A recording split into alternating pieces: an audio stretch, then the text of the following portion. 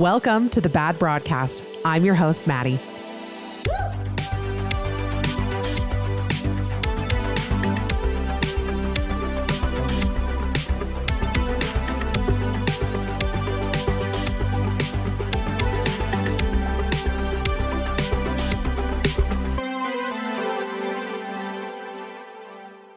Hello, everybody. Welcome back to a new episode of The Bad Broadcast. I know you're all mad at me. Okay, I know the event sold out in, we think, maybe under 2 minutes. And I know this was an incredibly small event. So it's incredible that it sold out, but we were also expecting it to because the tickets were so limited. And we are doing this for the first time. So we didn't know what the response would be like. We have been trying to figure out all sorts of different things, like how far are people willing to travel and how much are people willing to pay and how many people can we reasonably have there while making the event what we want it to be. Like, we went through all of these questions and we just thought it would be best to keep it very intimate this first year. But my hope is that this Moonlight Harvest can be something that we do every single year. And next year, like, our group chat was popping off. It's like our wheels are spinning for next year because I know you guys were really excited about it. And those of you that did get tickets, it's going to be amazing. And to those of you who didn't, I'm sorry. Please don't be mad at me. Please. I feel really bad. If there was a way to hand select people who wanted to go the most, I would maybe do it. But this is the way it went. And I'm just excited that you guys are excited. And next year, hopefully even more of you can come. Anyway, I'm rocking no childcare right now, and it's really hard. I'm working during naps and at night, and you guys have heard my rants. You guys have heard my tears. All right, you guys know that this is really tough, but Coco is down, and I'm ready to chat. We actually have quite a bit. Let me get out my handy dandy list. I don't know if you guys notice a new piece of jewelry on my hand. For those of you that are only listening on audio, no, it's not a diamond. It's my Aura ring, okay? And if you hate your Aura ring and you think this was a stupid purchase, keep it to yourself because I already bought it and I already like it, okay? You guys know that I am a cycle tracker. I myself am very anti-birth control, like hormonal birth control. Anything that's going in my body, be it pill, plastic, copper, I don't know. I don't want it in my body personally. The only time I've ever been on a birth control was when I was on the pill. It was for 2 weeks when I was 24, and it was the worst experience of my life. I literally felt like a homicidal whore. I didn't know if I wanted to kill everyone or have sex with everyone. It was a very confusing time. So I'm just making sure that I'm recording. So yeah, I didn't want to get back on the pill. I just, my gut for my body, for my own stuff, it just has told me that the IUD stuff, it's not for me. Okay. The IUD, the Nuva ring, the thing in your arm, I can't get behind it for a lot of different reasons, but that's my personal thing. If you're into it and you love it and your body loves it, literally don't listen to me, listen to your doctor. But I've cycle tracked for a long time.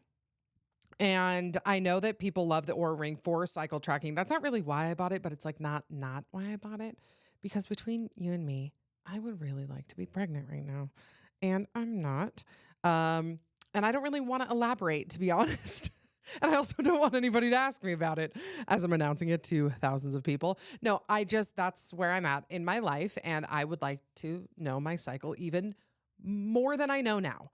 So I got the Aura ring and I love it. And it tells me how I sleep, and it tells me when I'm stressed, and it tells me how many calories I burn, which, by the way, not as many as I thought. Really a bummer to have a full workout. And it's congrats on your 70 calories burned. I'm like, okay. I almost died doing that workout, but I guess 70 calories, I can have one extra fry now. So yeah, but I am really liking it. Granted, I've only had it a couple days, and maybe all of you Aura ring haters out there are going to be able to tell me I told you so. But for now, I like it. I like that it tells me how much oxygen I have. I don't know. And people will tell me about Aura ring, Apple Watch, even cycle tracking apps. They're well, they're collecting your health data. You know that, right? Have it. I don't know. Take it. What do they want with it? I don't know. Just have it. I like same with like my texts. I mean, there's some embarrassing things in there, but like I'm not doing anything illegal. I'm not conspiring against the government every single day. I mean, some days, yeah, I have a few ideas, but most of the time I'm keeping it legal. So like, I don't know, take it, I guess. I don't feel a lot of anxiety about it. Maybe I should. Okay. The next thing I wanted to talk about besides my Aura ring was this thing that happens on the internet. Sorry. If this is your first time here, just know that I keep a list in my phone of everything I want to talk about this week, and it's really disjointed basically the whole time. So I'm going to go through the list, and then I do have some submissions that I want to talk about. So there's this thing that happens if you have been on the internet for more than like 5 seconds, okay? Men, well, they're not men, they're bots, DM you, and they say like, you know what, let me just read a few of them. Okay, hold on. Sorry, that's my TikTok. I'm going to my messages, message requests. Okay, here they are. Can I ask you a question, beautiful? Can I appreciate your beauty with $7,000 for your bill? Hello, beautiful. Have you ever experienced being a sugar baby, or have you heard about it before? Hi, dear. Pardon me for invading your privacy. I'm just looking for a legit sugar baby. Hello, you must look stunning. How are you doing? Are you looking to be a sugar baby? Like, okay, this is like what bots do. They want like your account information. They'll say, yeah, I'm going to transfer money. And then they get like, none of them are, just in case you're confused, none of these are real people. None of these are like, trust me, if these were real, we'd all be fine. But, I mean, financially, we'd all be fine. Physical safety would still be up in the air, but they're not real. The amount of times people post these screenshots to their story and they say like, should I do it? LOL. It's like, okay, is this your first day on the internet? These are not real people. These are Russian troll farms that want you to respond, and they want your banking information. That is some information I really would like to keep private. I mean, if you want to know my heart rate, like that's fine. Sell that to whoever. But like my account info, my routing number, like, yeah, let's keep that private. But every time I see it, I'm just like this, like, do they think it's real? Do they think like, I don't know, but I'm here to give you a PSA. None of those people are real. You're never going to get $7,000 a month to be a sugar baby. And you actually don't need to ask the audience if you should do it. Okay? I felt like that needed to be said. While we're on the topic of internet behavior, how do I even say this? How do I say this? I've gone back and forth with how to phrase this because this happened to me like 2 days ago. And okay, you know what? I'm just going to say it. I will have people like message me or like I'll bump into them or something, and they'll be like, is this so weird that I follow you on Instagram? Is it so weird that bitch, what do you think I'm doing on the internet? I am flattered. I am honored. You following me, you listening to the podcast, that was my goal. And you telling me I'm honored. Thank you. You never have to ask, is it weird that I follow? No. I should be the one saying, is it weird that I do this as a job and that I'm getting on a microphone and sharing intimate details of my menstrual cycle? Is that weird? You're not the one being weird. So you can always tell me, always. It's better than you think. I might be a little weird. I feel like I can sometimes be a little awkward in person, especially when I have Coco with me. Sometimes I'm like a little bit, I don't want to say cagey, but it's like, I don't know if she's going to freak out. I'm not saying like oh my gosh, can I speak? I'm not saying I'm mad when people come up to me when I have Coco. I'm saying I just am probably in mom mode. So I'm not as like friendly and I can't sit and chat for quite as long, but I just want you guys to know that that's okay for you to do. And it is flattering. It's why I have a job. The fact that you do that is why I can do this. So never think it's weird. So anyway, I've had people like feel bad for saying they listen to the podcast or saying that they follow me on Instagram. You know what? If people didn't follow strangers on Instagram, none of us would be here right now. So thank you. Okay, let's see. What is next on my list? Here we go. Oh, Sabrina Carpenter, who I love. I love Sabrina Carpenter. We all love her. I feel like Please, Please, Please last year was like kind of a renaissance for a lot of us. I love her whole thing. Her whole like mid 80s office siren, like kind of hyper sexual costumey thing. I don't know how to quite describe it except that like I feel like she is like a cartoon version of a woman that would have hung out in Wolf of Wall Street. But she's kind of doing it ironically. Like she doesn't actually buy into like the male gaze, but she's doing it to empower women. I don't know. Maybe I'm just eating up the propaganda farm, which probably. But you guys, Sabrina Carpenter's lyrics, gibberish. Gibberish, they're so awkward to sing. None of them flow quite right. And I said this on my Instagram story, and somebody said, this is bold coming from a Swiftie. And she ate with that. You're absolutely right. There are lyrics of Taylor Swift's that are so wordy and hard to like decode. I get it. So maybe I'm just too attached to Taylor Swift. But like, let's read like some of the Sabrina Carpenter lyrics. First of all, there's a lyric that says, "Once you used a fork, turns out forks are everywhere."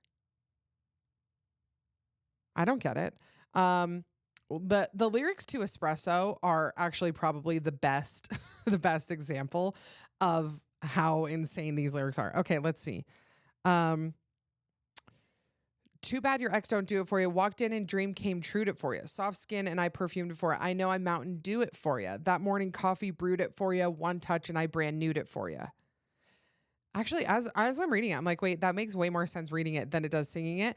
But it's just, they're so clunky. And I'm not, somebody messaged me and they said, listen, Sabrina Carpenter is not for the mind, rarely for the heart, and always for popping your pussy. So that I understand. I can absolutely get behind that. It's like, what song comes to mind when I think of like awkward, the Unconditionally song by Katy Perry, but the way she sings it, she says unconditionally, like it's just a weird emphasis and a weird, like, I don't know, weird cadence to it. That's how I feel like Sabrina Carpenter's songs are. Like even the PTSD on the daily, like the cadence of that is very weird. Anyway, I still love her. She's still so very tiny. I saw her on the red carpet. She is miniature sized. Like I think she's only 5 feet tall. She probably weighs like 80 pounds. Every time I see like a video of a celebrity caught off guard or like, on somebody's phone, it's actually unbelievable to me how completely flawless celebrities truly are. Like they are the most beautiful people I know, like Spoon Found in Kitchen, like a celebrity is gorgeous, but I'm just saying they're on a level that none of us can comprehend. Like even beautiful influencers, beautiful people that we know in our real life, like celebrities blow them out of the water. Sabrina Carpenter, I saw like a video of Anne Hathaway from somebody's phone. Who looks like that on an iPhone camera? They're truly flawless. And I know they paid $1 million to be that way, but still, they're pretty beautiful. Speaking of beautiful celebrities, the Wuthering Heights trailer came out. And Wuthering Heights, I haven't read it since I was probably 15 in like English class. I think it was my junior year that I had to read it. And don't remember much about it. It was for sure one of those books that I like, pretended to like because I thought it made me deep. Like that one, Pride and Prejudice, Emma, anything by the Bronte sisters. I was like, yeah, I love it. And really, I had no idea what was going on. So Wuthering Heights, it's directed by Emerald Fennell. I think it's Fennell, who did Saltburn. And now she's doing Wuthering Heights. And it's got Margot Robbie, Jacob Elordi. Jacob Elordi's never been my cup of tea. Too tall. Just like too lanky, too skinny. Like he's one of those celebrities. Him, Ryan Reynolds. There's a couple other like male celebrities that people just lose their mind over, and they don't tickle my fancy. And Jacob Elordi is one of them. But anyway, he's in it. Margot Robbie is in it. I feel like their ages are weird because I feel like in the book they're the same age, but Margot Robbie is obviously like 10 plus years older than Jacob Elordi. That might be a lie. Let's see how old Jacob Elordi is. Let's just ask. How old is Jacob Elordi? 28. I thought she would talk into the microphone. That's why I held it up. Okay. Jacob Elordi is 20. Jacob Elordi is 4 years younger than me. That's an abomination. Okay. How old is Margot Robbie? If she's my same age. Okay. She's 35. Okay, so they're not like that far apart. But still, in the movie, or in the book, I keep saying that, They are definitely the same age. Anyway, I digress. The movie is very stylistic. It is not going to be for the people who love the book. Okay. We're not talking 2005 Pride and Prejudice style. This is going to be very weird, very sexy. I don't know if I'll see it because, well, I couldn't see Saltburn. Saltburn was just, that's like a horror movie to me. Like, that's the level of scary that I can't see. So I don't know if I'll see Wuthering Heights, but I've just seen a lot of discourse. People are real mad about it. But to that I say, let people interpret how they want. Let people make the movies that they want to make. Not everything has to be a direct representation of the thing itself. And you know what comes to mind with this is the Baz Luhrmann Romeo and Juliet in like the 90s with Leo, with Claire Danes, with John Leguizamo. Oh my gosh, this has the best. Have I played this for you guys before? I have to look it up. Okay, the Tybalt. Wait, is it? No, it's not Tybalt. Is it? Yeah, it's Tybalt monologue in. Okay, so for those of you who haven't seen this one, John Leguizamo plays Tybalt. I was right. And this is his speech at the gas station when they're sword fighting, but their swords are their guns. Anyway, if you haven't seen this rendition of Romeo and Juliet, it's truly the best. Here we go. Oh. Tybalt Capulet, Juliet's cousin. What thou drawn among these heartless hinds? Turn thee, Benvolio, and look upon thy death. I do but keep the peace. Put up thy sword, or manage to depart these men with me. Peace? Peace? I hate the word, as I hate hell, all Montagues, and thee. Okay, it gets really loud there.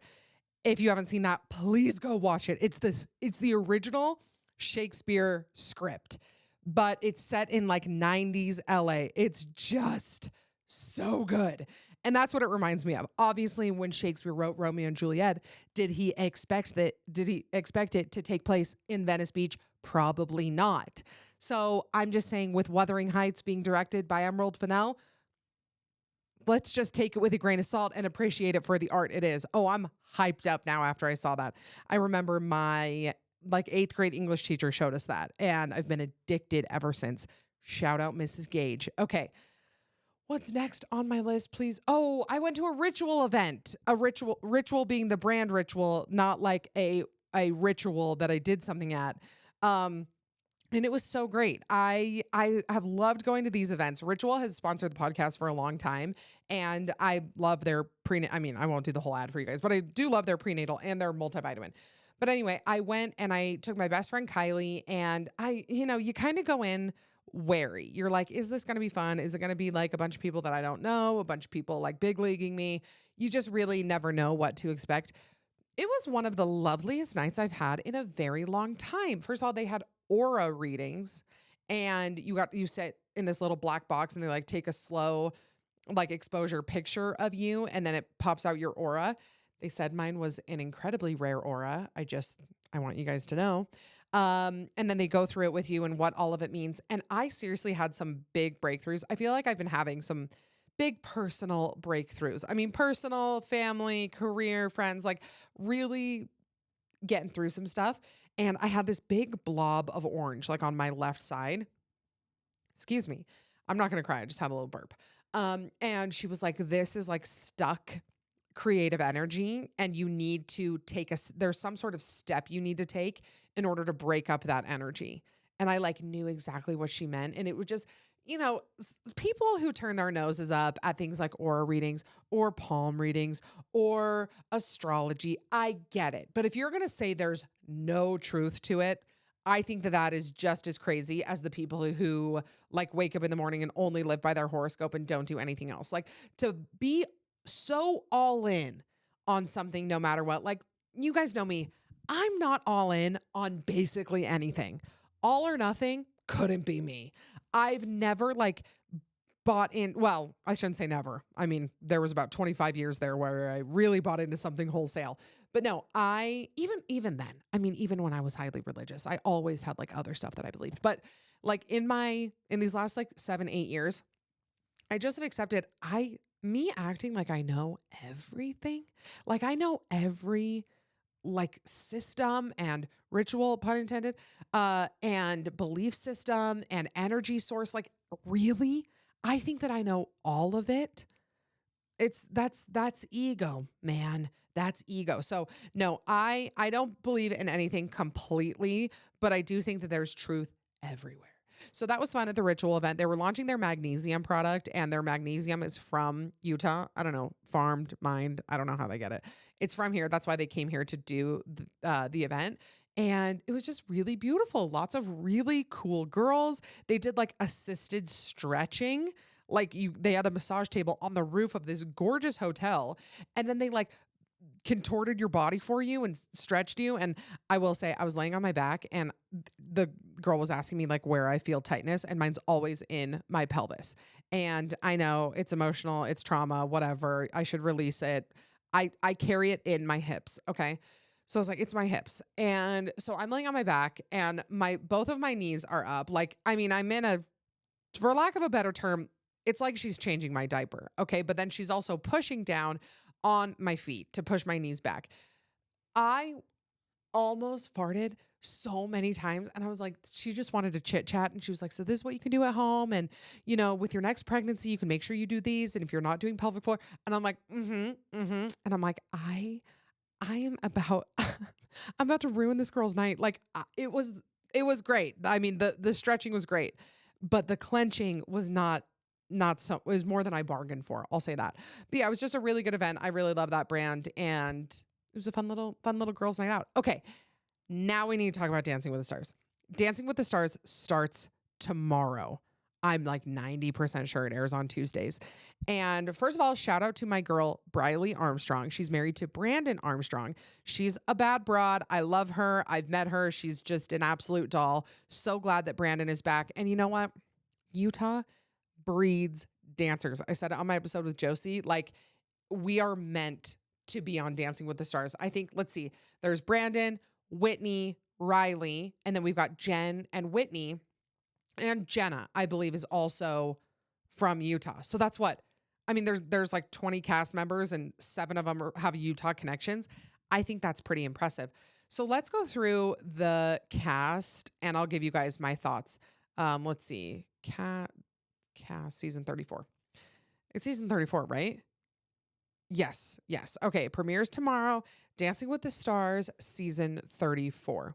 Let's go through who will be joining us. First, we've got Jen Affleck of The Secret Lives of Mormon Wives, dancing with Jan Rovnick, I believe is how you say his name. He has been on the Eras tour with Taylor Swift. He's a phenomenal dancer. He's super handsome, like really, really hot. Like Zach Affleck. Zach Affleck. Didn't know that his name was a tongue twister. Anyway, Zach better watch out. Also, I'm just so impressed with Jen. I mean, she's like 7-8 weeks postpartum. And I know that training for Dancing with the Stars is hardcore. I mean, you move to LA, you're doing it every single day. Like, I'm very impressed. I think that Jen is a great dancer. I could see them maybe placing like 5th or 6th. You guys, if you follow me on Instagram, you already know who I believe is winning, and I'll tell you guys here. Hilaria Baldwin with Gleb. And Hilaria, okay, I know that I think she has ballroom dance experience, and hot take, I like when they have previous dance experience. I mean, people are so mad. I don't know if it's like completely fair. Like I think about Charlie D'Amelio. I mean, she was like a classically trained current active dancer. Like that feels a little bit unfair. If your career is dancing, then maybe they could not cast those people. But if you just have dance experience, I think that that's fine, because it actually is like so uncomfortable to sit and watch people dance who have never, like, I'm sorry, Andy Richter, bless his heart. Like love him, think he's hilarious, really mainly know him from New York Minute, but like watching him dance is hard. And I already kind of hate watching people dance because I don't know. It's riddled with cringe, but when they have a little bit of dance experience, it makes it a lot easier. So Ilaria, can't imagine that she's going to get many votes. I think she's going to be good, but I feel like I could see them maybe going home week 1, 2, or 3, which is sad because I do like Gleb.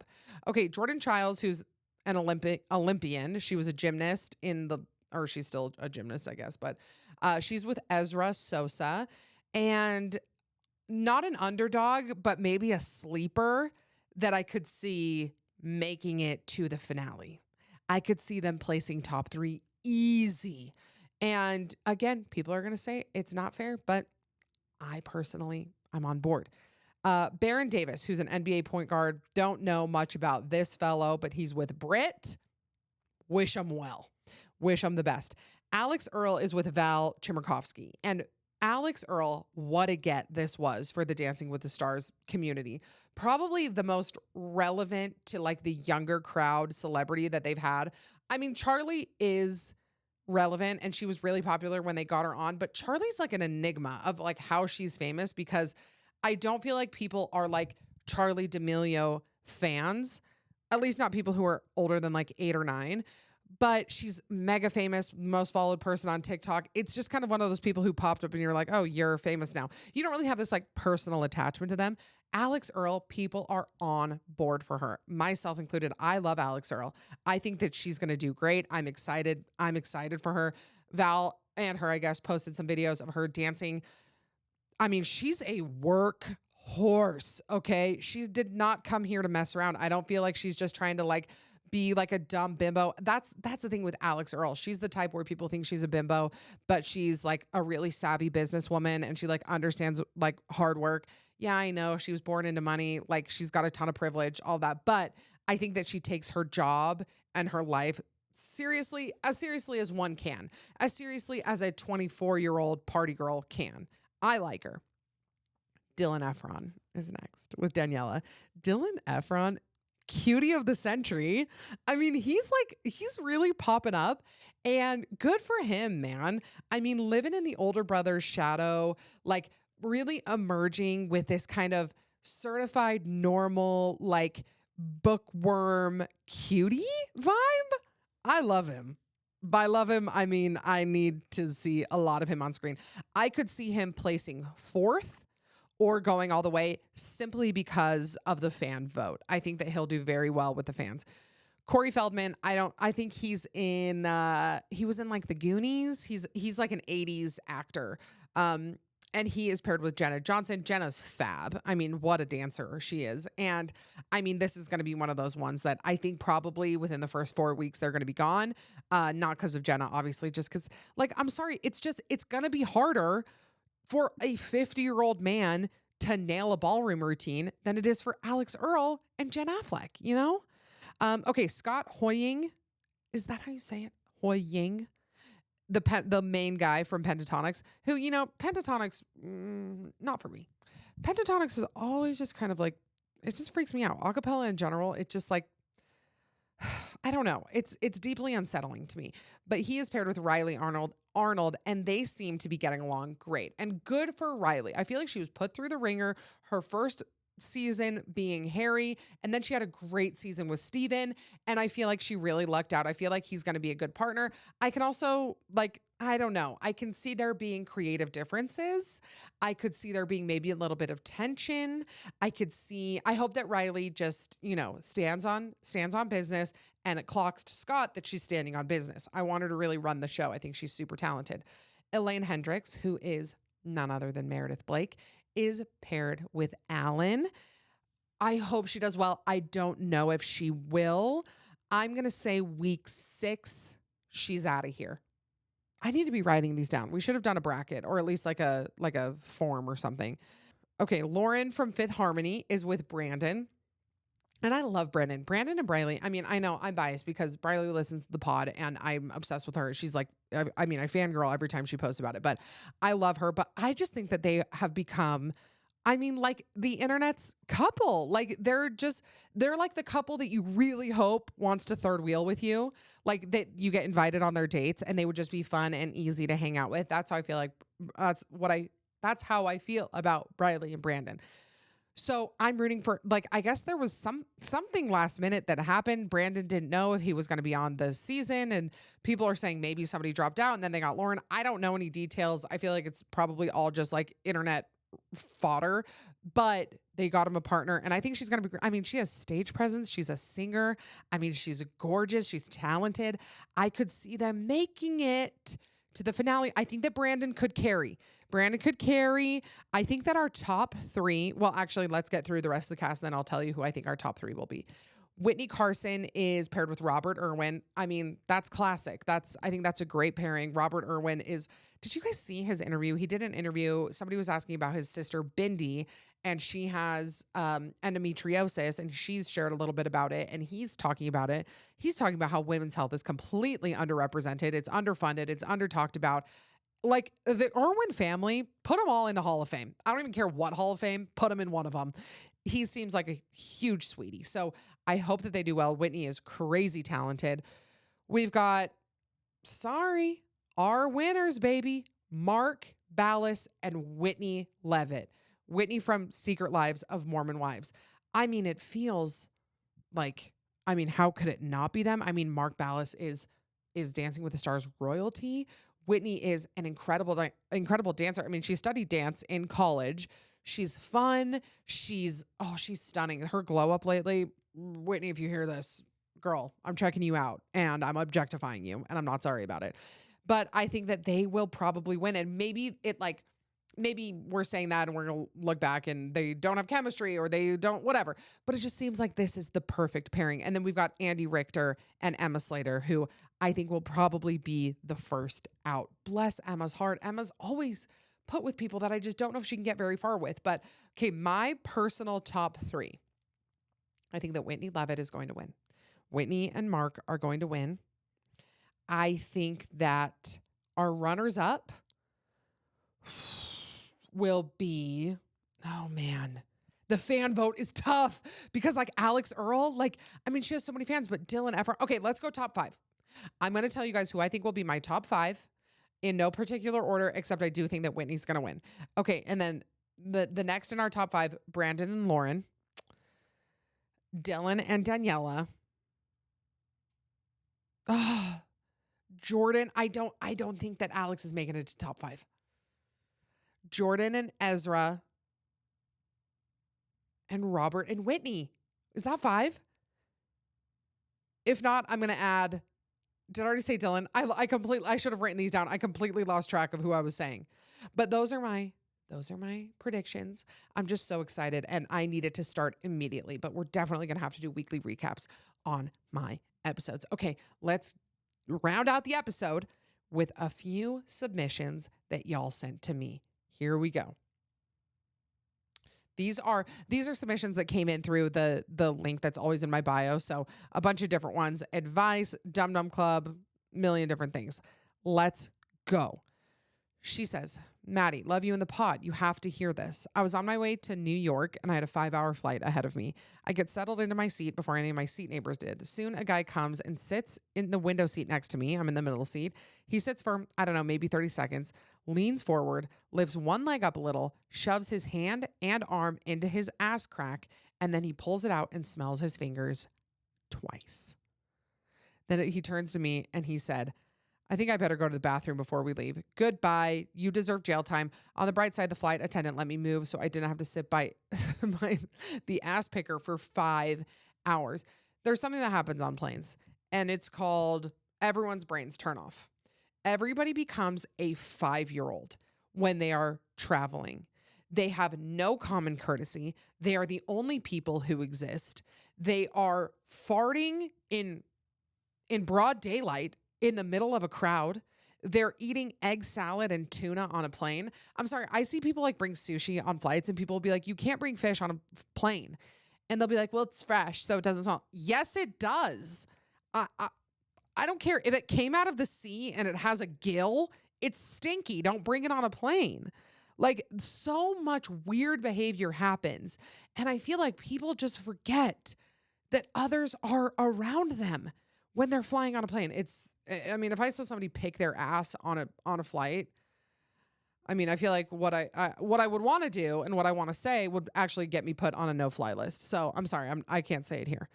Okay, let's see. Monthly phone calls. Which one? Okay, this is an advice one. Where are we at? Oh yeah, we got time.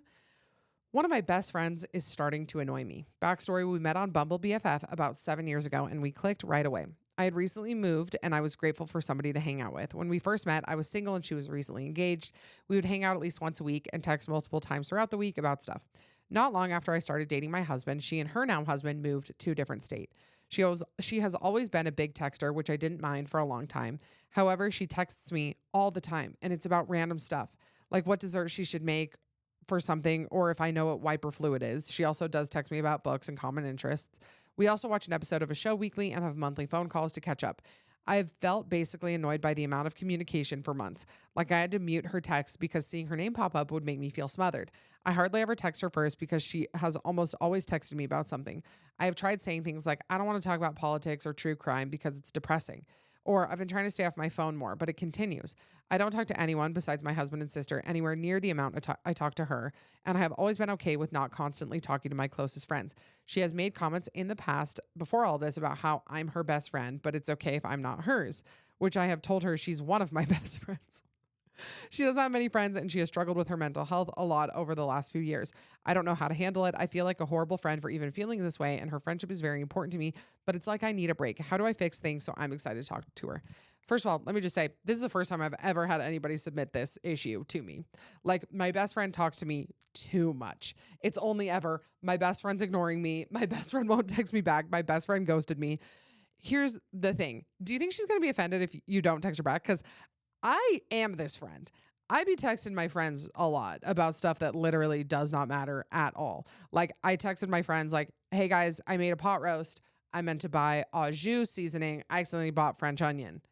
I'll let you know how it goes. No one texted back. Guess what? No one cares. And you know what else? I didn't care either. I didn't care if they responded. I just wanted to say, like, I just say stuff.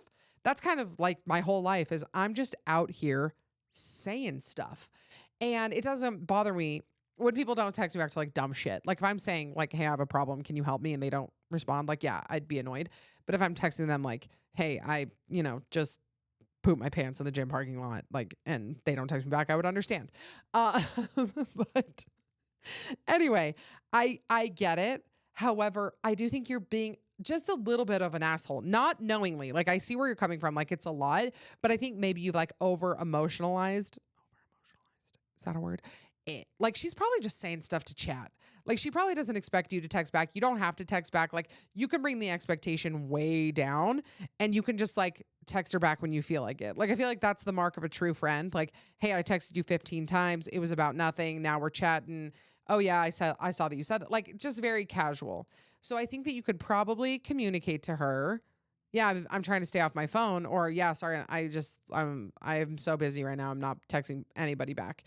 And she should understand if she's mad at you and she says like, well, I should be number one priority and you should text me back, and like it starts a fight, then we have a different issue.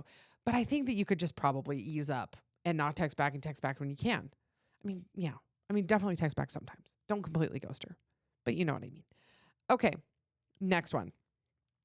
This one's a little deeper, but perhaps my favorite topic to talk about: deconstruction and reconstruction after religion.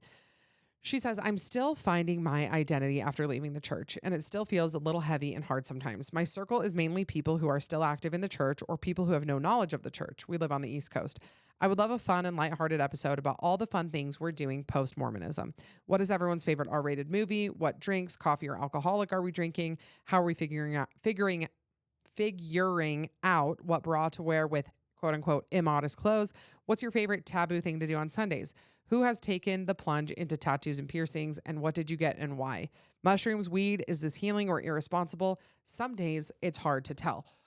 Oh, that's so true. That last line. Sometimes it's hard to tell what's healing and what is actually just me like acting out of being immature and not ever having the opportunity to do this.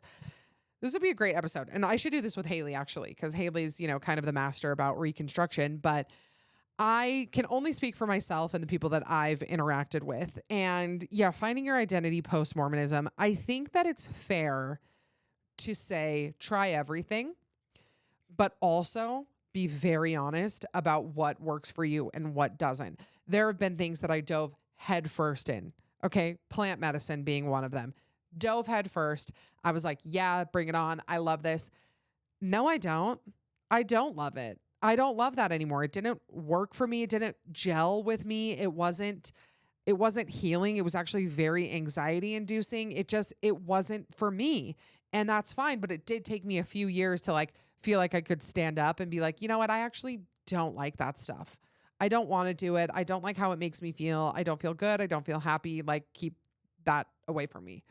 And so that's one of them. But coffee is something that felt very true to me. I actually kind of touch on this in my last episode with Haley, because I was talking about how I've like landed on several things that maybe feel kind of Mormon, and I like fought against them, like dressing modestly. Like I naturally dress pretty modestly, and I was thinking like, no, I need like wear tank tops everywhere and like show my ass and blah, blah, blah.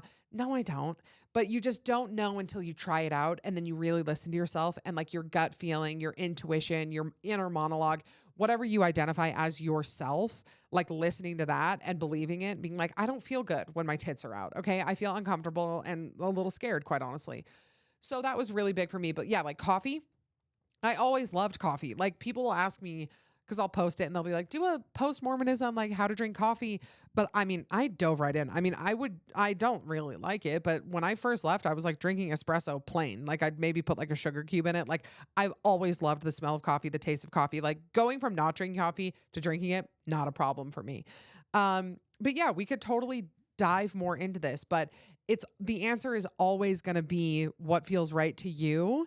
And if that means experimenting or trying different things in a controlled environment, or even like, I don't know, going to the mall and trying on clothes that you maybe would not normally wear and seeing how you feel in them, like that could be a way to discover it. Or reading books that you never even thought about reading, like having your poem read, getting energy work done, like things that maybe dip your toe into like spiritual or things that you didn't do before you left, and then seeing how they feel, because that is the best part. I mean, the creating your own rules is great. Being like, oh, okay, I can like do whatever I need to do, and I can make up my own rules, which by the way, everybody can. I mean, in or out of religion, you can make up your own rules.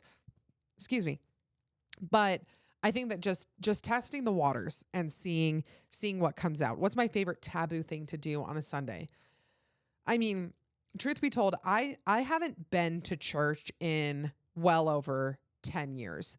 Even though I was like an active, quote unquote, active believing Mormon, I was not going regularly to church since I graduated high school. Like I moved out with my friends and we would go to like maybe 1 hour sometimes. And then I got married and it was always very lax. Like we would, I always went out to eat on Sundays, and then I ended up leaving the church. Let's see, what was that? 5 years ago, almost 6. Yeah, it was like 2020 where I really started to deconstruct. So 5 years ago, and then I hadn't been 5 years before that. So I've always kind of done like taboo things on Sunday, but I think that the best way to spend a Sunday is with food, with movies, with loved ones, with something cozy, maybe being outside. Like I still very much consider Sunday like a day off and a family day. And I'll always keep that with me. Like, especially as I like have kids and they start getting older, I think that I'll probably always keep Sunday as like a family day, and we'll probably have one night during the week that's family oriented. And there's a lot of like more quote unquote Mormon, but stuff I learned through Mormonism that I keep with me. And I think that's fine. And I didn't feel that way for a long time. I felt super angry and like did not want anything to do with it. And now I've kind of come back around and rediscovered it for myself. Tattoos, piercings. I mean, that's not me. I had one tattoo removed. Gray actually just got his first tattoo, and I'm glad, because I would like Coco to have a scary dad when she turns like 16. So he's a tall guy. He's bald. I need him to be covered in tattoos because I need whoever tries to date Coco to be a little bit scared. I mean, Gray's like the nicest, like warmest guy ever, but at first glance, I need teenage boys to be very scared of my husband. So he got his first tattoo. I'm hoping to have this man covered in the next 2 years. Okay. Next one. I'm a divorced single mom. I've been dating a new guy for almost 2 years. I still don't know if he's the one that I want to be with. I'm afraid that being with the love of my life isn't super realistic. Like, is that even a thing? I for sure don't feel like he is the love of my life, but maybe that's just a movie feeling and not real. Is there anything that you felt that helped you know Gray is the one you wanted to build a family with? Also, what were your non-negotiables in dating post-divorce? The reason dating after a divorce was easy for me was because I wasn't afraid of being alone. And so if you weren't going to like add something amazing to my life, then it wasn't going to be worth it for me to start dating you. And I say it every time I give dating advice. Like, I mean, my story is very unique. So I don't want to be like, yeah, I dated around for 5 years and then met the one. Like, obviously it happened pretty quick, but I didn't feel nervous about being alone. Like when I got divorced, I wasn't thinking like, oh, I'm going to be alone forever. I was like, oh, nice. I get to be alone. Okay. So the person I met had to improve upon my lonesome because I was having a great time by myself. I loved living alone. I loved being on my own. And I just wasn't, I felt like because I felt complete on my own, I didn't really need somebody to come in and complete me. So I didn't feel like this desperation to date. So it was just such an added value to my life to meet Gray. And that's how I knew it. I mean, it was easy. We fell in love very fast. We were on the same page. I mean, it just flowed. And, you know, I do believe he's the love of my life, but I also think that there's like different categories that people fall into. I mean, I think that there's like, you can love other people differently, but I think the main thing is like that it's easy. And I don't know. I just see some of these women out there with their boyfriends and their husbands who just make their life so much harder. Like I didn't know how easy a partner could make my life because for so many years I had a partner making everything more difficult. Everything. Like family dinners, holidays, big trips. Why was everything impossible? Like I would just want to go to dinner with my family and it would be some big, huge discussion or some big, huge fight. I would want to go to, my family would get a cabin for Christmas Eve or for Thanksgiving and I would want to go. And it was a big ordeal. Why do toxic men ruin big events so easily? Literally shut up. Like the stuff that I love the most, big things with people that I love, we're always like pulling teeth to get him to enjoy it or go. And then you go and they sit in the corner and they don't interact with anybody and you have to make excuses for them. And then they are mad at you because you didn't pay enough attention. Like just if you are with a man who makes holidays or family events worse, literally run as fast as you can. We actually just went to Bear Lake with my family and I've always been like Gray always wants to go do stuff with my family. Like he's always down. He's always into it. He helps plan it. And I'm always like, why are you like this? Like it kind of like alarmed me at first because I had never seen it up close. And then we were coming back from Bear Lake and I was like, you made that trip so easy. Like, thank you so much for, he planned stuff. He helped me with it. He wrangled, kids, played with nieces and nephews. He was awesome. And I was like, I really appreciate that you love being with my family. And he was like, well, that's our family. That's my family too. So of course I love being with them. I'll always be with them. Like I'll always plan stuff with them. And my mind melted that a man felt that way because every single relationship prior to this, especially my marriage, was like, that's your family. I'm not a part of them. I'm not putting effort into them. I will begrudgingly sit at family dinners. But like you want somebody who like integrates into your life, who adds something. So that's my take. Those were my non-negotiables.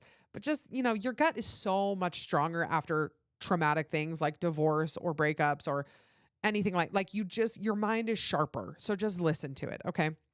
Okay, let's see. Next one. We'll wrap it up here.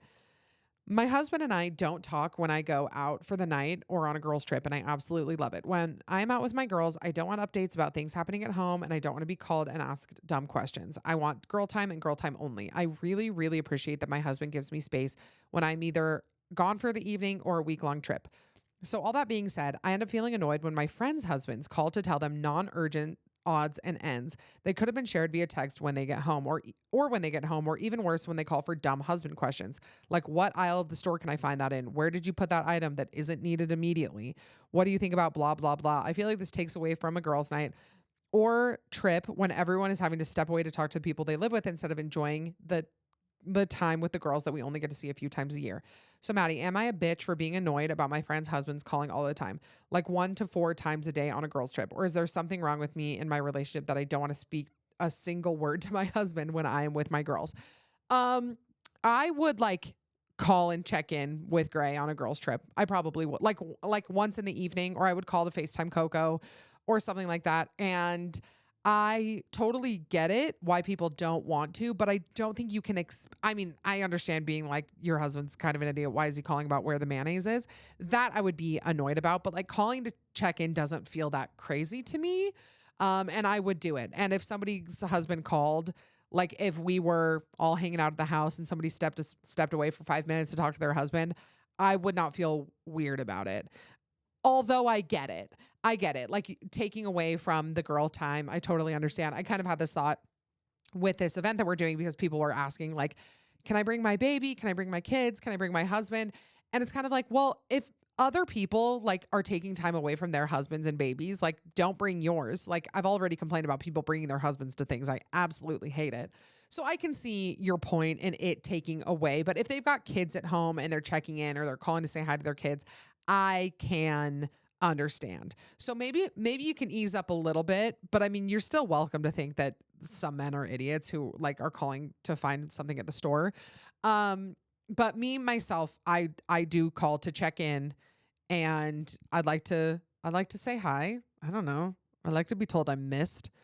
Does it bug you when they text? Oh no, you said that they're fine when they text. I guess I agree with you there. If you can text it, and if they're calling four times a day would be insane. If I was with somebody on a girls trip and they talked to their husband on the phone 4 times a day, every day, I'd be weirded out. So we're aligned there, but maybe scooch on over to my side just a little bit. Okay, we'll wrap it up there. I love you guys. I'm so excited for Dancing with the Stars. I'll see you guys next week. We'll have to do an opening number recap. One day, Whitney Levitt, you're coming on the podcast. I'm going to get you. Okay. I know you're booked, busy, and famous, but we're going to reconnect, bitch. All right. I love you guys. Remember to be safe, be kind, be hot, be normal, and I'll see you next time. Okay. Love you. Bye. Woo!